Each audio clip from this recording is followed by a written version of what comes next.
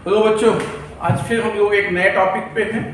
मैं अनिल श्रीवास्तव। आज हम लोग एक टॉपिक शुरू करते हैं। इम्पॉर्टेंट टॉपिक है अपने नीट एग्जामिनेशन का, और ये प्लांट मार्फोलॉजी का टॉपिक है, जिससे हम लोग कहते हैं फ्लावर।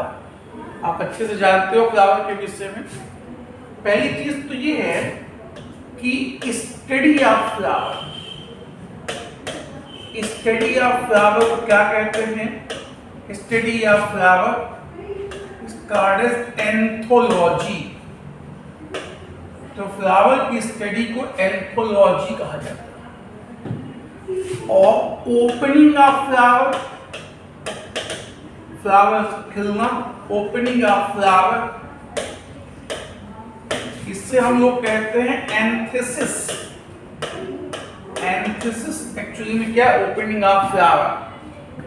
और ऐसे प्लांट जिसके अंदर फ्लावर पाए जाते हैं उन्हें कहते हैं एंथोफाइट्स।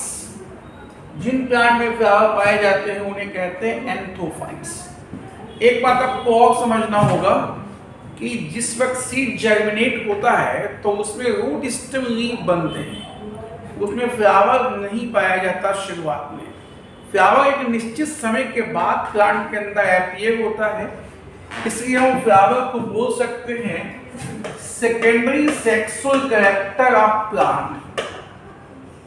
ये क्या है? Secondary sexual character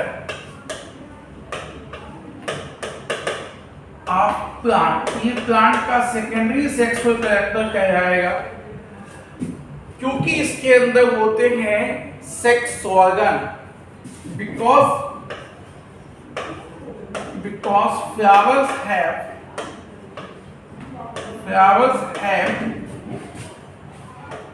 sex organs।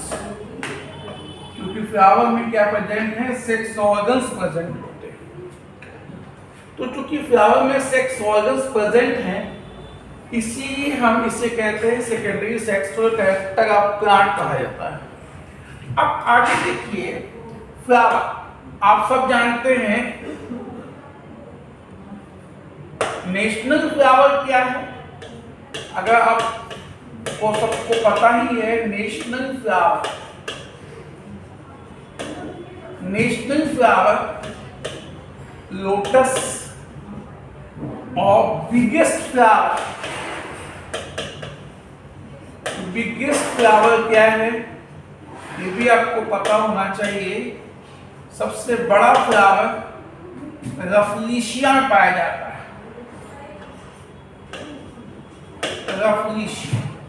रफलीशिया आप जानते हैं कि ये टोटल रूट पैरासाइट है। ये टोटल रूट पैरासाइट है कौन? रफलीशिया। सबसे बड़ा फ्लावर पाया जाता है इसमें। और स्मॉलेस्ट फ्लावर जिस प्लांट में पाया जाता है उसे कहते हैं वुल्फिया। तो वुल्फिया में स्मॉलेस्ट फ्लावर 1 मिलीमीटर का है, और रफलीशिया में बिगेस्ट फ्लावर ये 1 मीटर का है। तो कितना अंतर आ गया? सबसे छोटा 1 मिलीमीटर, सबसे बड़ा 1 मीटर का है। फ्लावर देखिएगा कि इन flower all the floral appendages माने होता है पार्ट। तो all the floral appendages are arranged over the thalamus in 4 वर्ग। वर्ग माने क्या होता है? चक्र। तो अपेंडेजेस माने क्या है? अपेंडेजेस मीन्स होता है पार्ट्स, और वर्ग मीन्स क्या होता है? चक्र। मतलब इसको इंग्लिश में क्या कहेंगे? रिंग कहेंगे। तो all the floral appendages are arranged over the thalamus in 4 वर्ग। तो सारे फ्लोरल अपेंडेजेस थैलमस पे लगे हुए होते हैं। कितने चक्रों में? 4। आप देखिएगा जैसे कि ये थैलमस है। अब ये थैलमस हो जाएगा। अब देखिएगा इस थैलमस पे फ्लोरल अपेंडेजेस कितने चक्र में लगे हैं? 4। सबसे बाहर हमें क्या मिलता है? सेपल्स। सबसे बाहर मिलते हैं सेपल्स। सबसे बाहर मिल रहा है सेपल।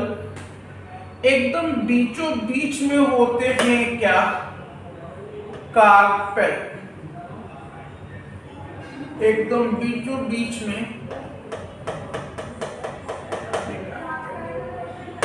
उसके बाद देखिए कि यहां पर बाहर की तरफ सेपल के बाद अब क्या होगा? सेपल के बाद क्या होगा? सेपल के बाद आएगा पेटल्स। तो सबसे बाहर सेपल, उसके बाद क्या आएगा? पेटल्स, और उसके बाद क्या आएगा इसमें? इसे कहते हैं स्टैमेन। तो अब देखिए ये हो जाएंगे स्टैमेन। तो फ्लावर में सारे फ्लोरोपार्ट कितने चक्रों में लगे हुए हैं? 4। All the flowing appendages are arranged in 4 1। सबसे बाहर सेपल। सेपल जो होते हैं आमतौर से ग्रीन होते हैं और इनके ग्रुप को हम लोग कहते हैं कैलिक्स। सेपल के ग्रुप को कैलिक्स कहा जाता है। उसके बाद होते हैं पेटल्स। पेटल्स जो होते हैं ये कलर्ड होते हैं, ये रंगीन होते हैं और इसके ग्रुप को